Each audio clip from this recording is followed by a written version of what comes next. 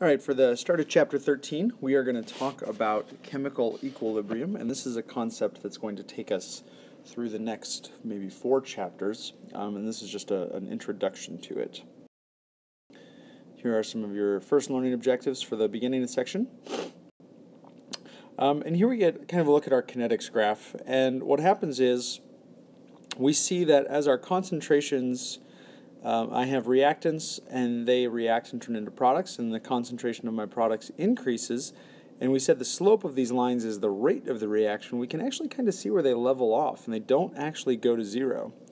This point here where they level off, and then the concentrations don't change anymore, this is where we get equilibrium.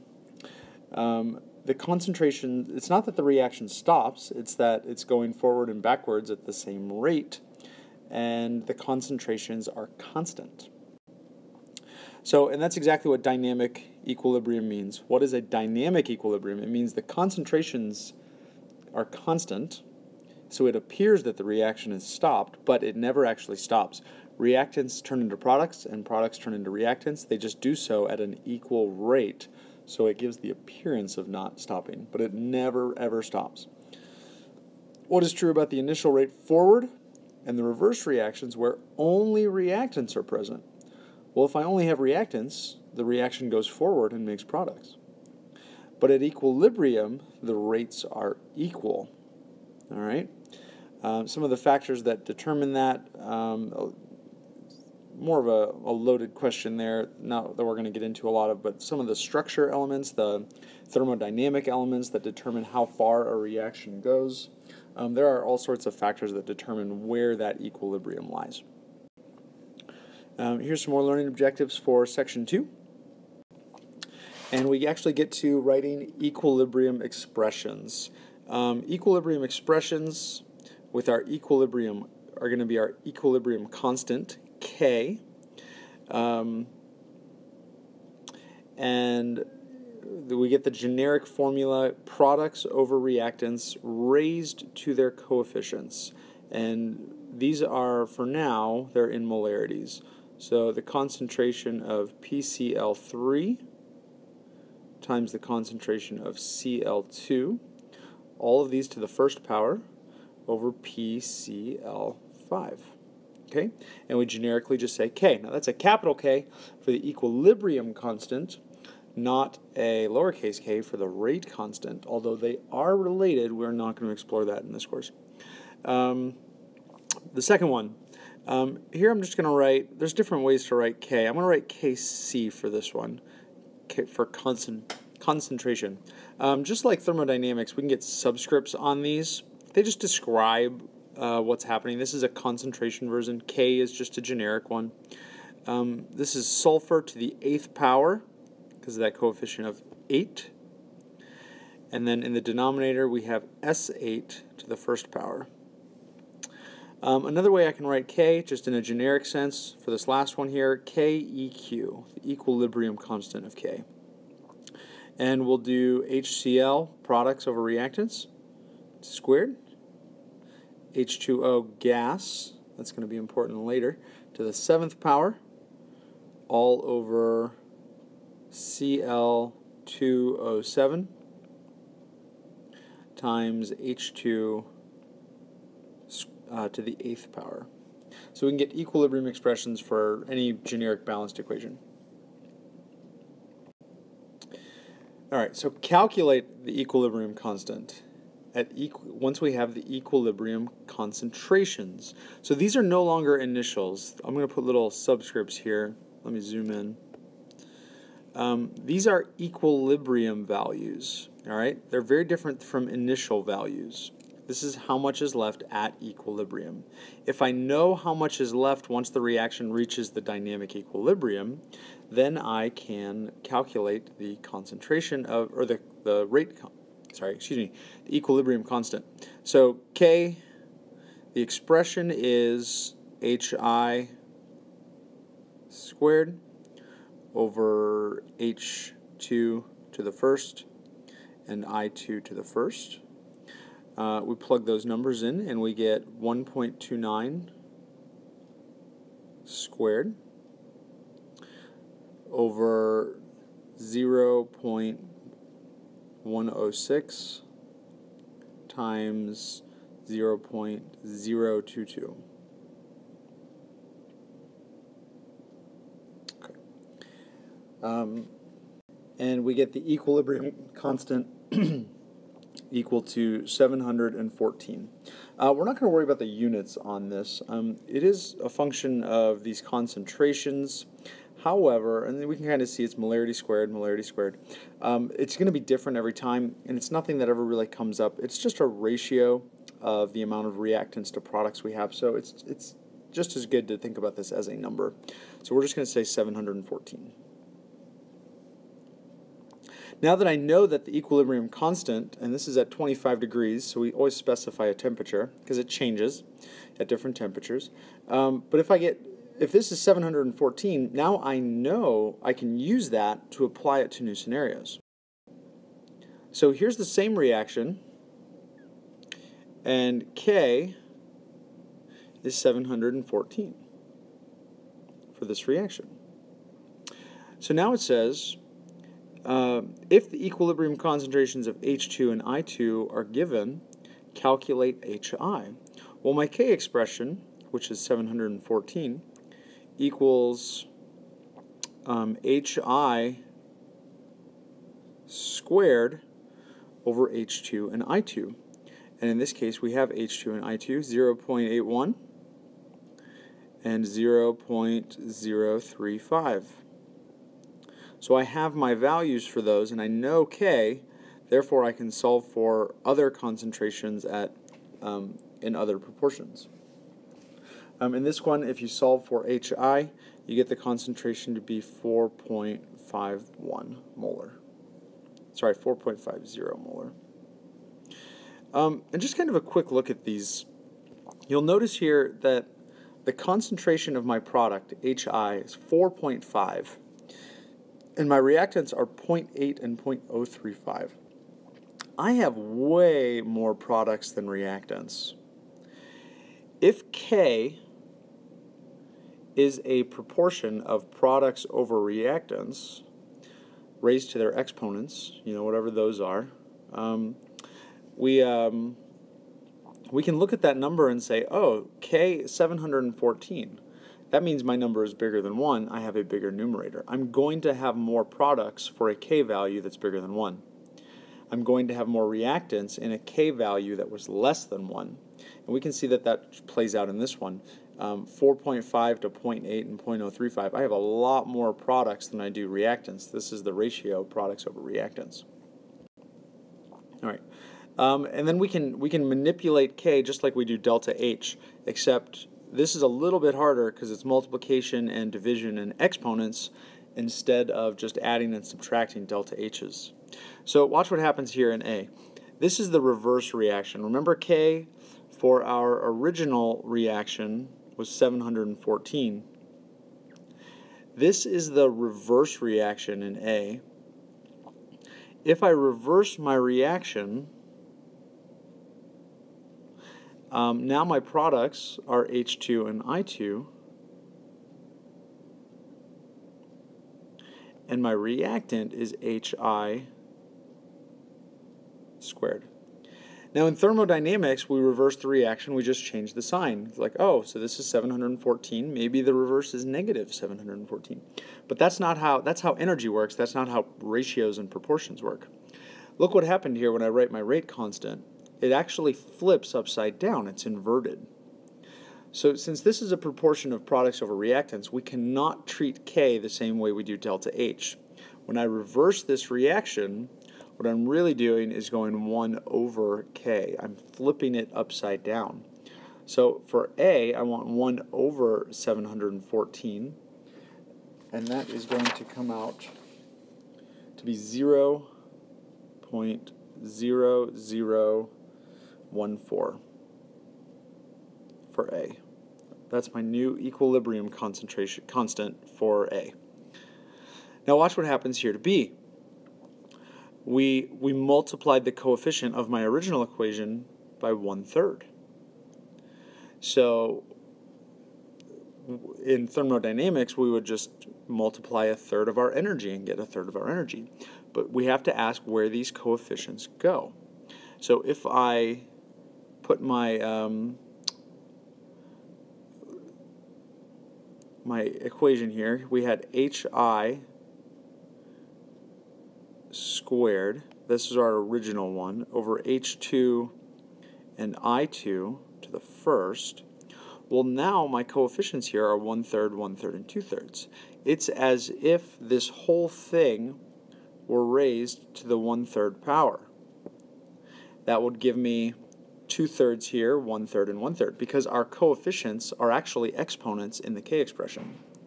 So if I multiply all of my coefficients by a third, what I'm really doing is taking my k expression to the 1/3 power. So for B, we're looking at 714 raised to the 1/3 power. That's going to be 8.94 for part B. C, what's happening for C? Well, C is reversed, so 1 over k, and the coefficients are times 4. So k to the 4th power, 1 over k to the 4th power. Now that's going to give me a much different answer, 3.85 times 10 to the negative 12th. That number is a lot smaller than 1. This one favors the reactance, which is HI. We can see in B, it's bigger than 1, it favors the products, which is still HI. And in A, the number is less than 1, and it favors the reactance, which, since it got reversed, is still HI. So we can see numbers greater than or bigger than 1 will favor, I will have more products or reactants, and we can look at the balanced equation. One more thing we have to do with K is adding and subtracting equations. When I take these two equations and I add them together,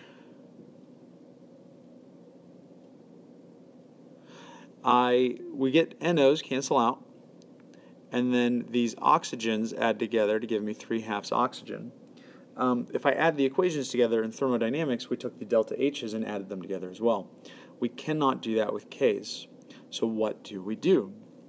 Well, let me show you with the rate expression of K1. The first one is N2O times O2 to the 1/2. Oh, I gotta change that. That's the denominator. It's going to be NO squared over N2O times O2 to the 1/2 power. Okay. Now my second equation is going to be NO2 squared over NO squared times O2. Now watch what happens. When I take K, this is a K1 and this is K2 of the second reaction. When I multiply these together, in order for terms to cancel out, when we add the reactions, we just say those NOs are gone. But in order to get them cancel out in a multiplication division problem, we need to multiply them here. These NOs are going to cancel out because one's in the numerator, one's in the denominator. And then these O2s are going to add together. So they're going to give me a new expression,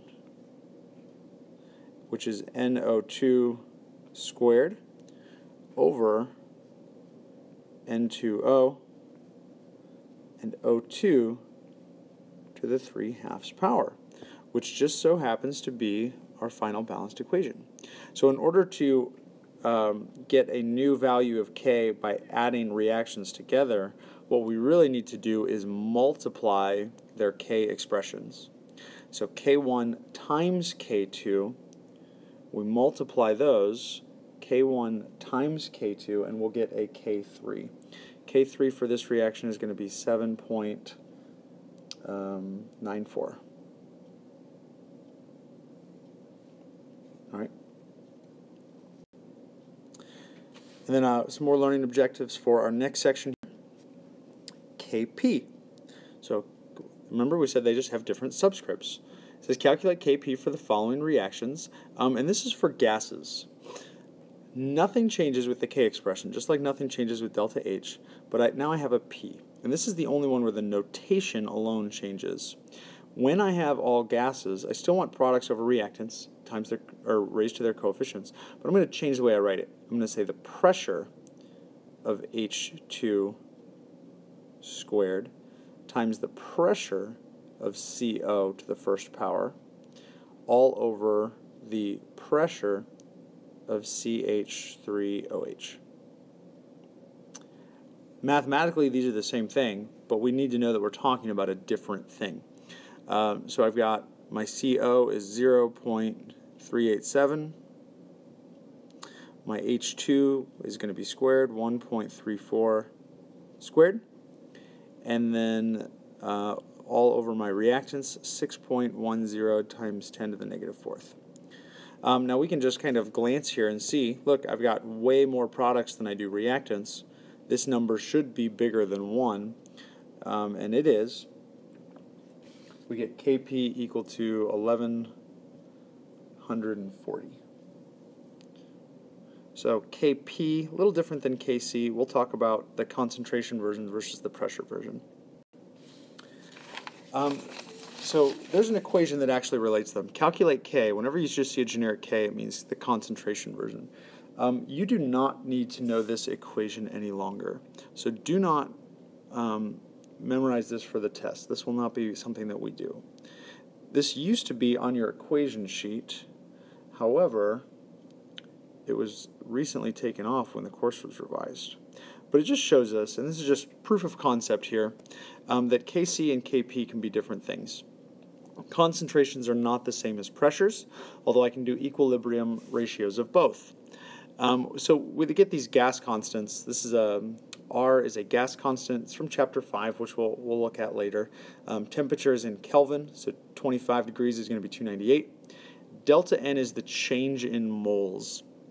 So we look at, on the last slide, my reactants, there was only 1 mole of gas, and my products had 3 moles of gas. The change in moles here is going to be 2, final minus initial. There's a change of 2. So we can actually relate Kc to Kp and convert them back and forth. Conceptually, the only thing I want you to know about this equation is this exponent delta N. If you have the same number of moles of gas on both sides of the reaction, the change in moles is 0. RT to the 0 power is 1. And then when that happens, Kc equals Kp. So that's an important point. They can be equal. When the change of moles, when delta N equals 0, change in moles is 0, Kp equals Kc. That's the only thing I want you to know conceptually about that constant. I don't want you to calculate it mathematically. All right. Here's the equation, though. We had a Kp value on the last slide. It was 1140 equals Kc. R is a gas constant. I said 0.0821. Let me clean that up a little better. 0.0821 liters atmospheres per mole Kelvin times the temperature, 298, raised to squared. We can get a Kc value, if we wanted to calculate that, of 1.90.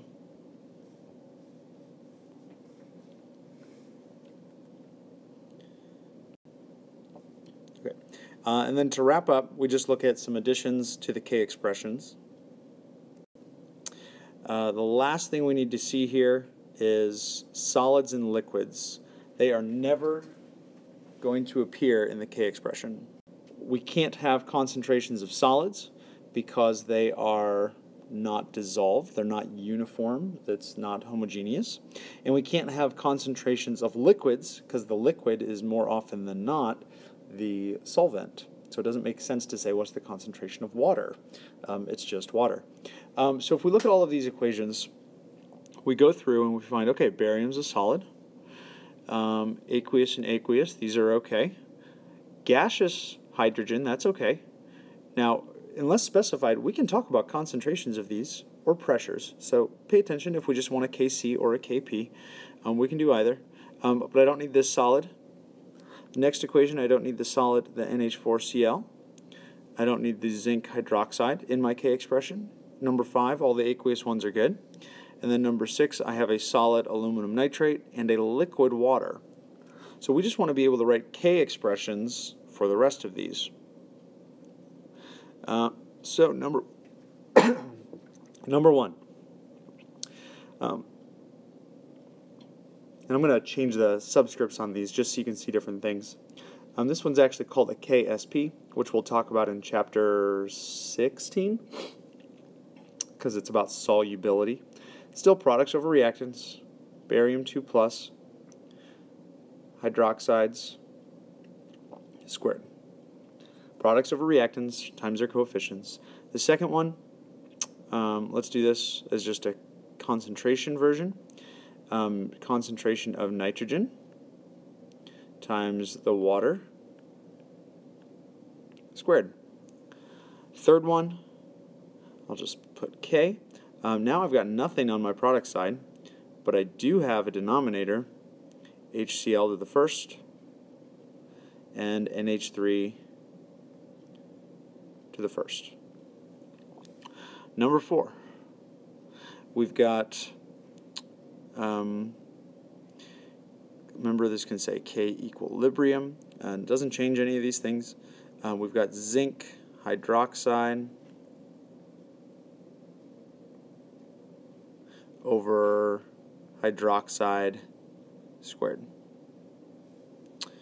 The fifth one, I'm going to actually call this one, this is an acid.